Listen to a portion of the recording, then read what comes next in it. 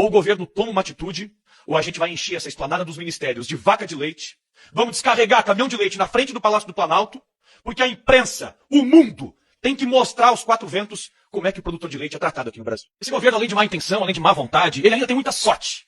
Porque ele faz mal, ele castiga uma classe que é muito pacífica. O produtor rural, ele só sabe fazer 3 coisas da vida. Ele foca toda a sua energia nessas 3 coisas. É trabalhar, trabalhar e trabalhar. Até os produtores pacíficos estão perdendo a paciência.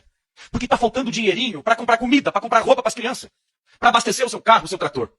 E eu que aqui nessa comissão faço o papel de palhaço, né? Defendendo o produtor contra esse governo, tentando esvaziar açude com uma peneira, também já estou de saco cheio.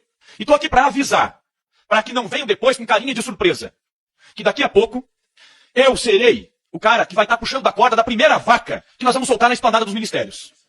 Eu vou ser o cara que vai abrir o registro do caminhão de leite que vai ser esvaziado na frente do Palácio do Planalto. Porque o mundo tem que ver como é que se...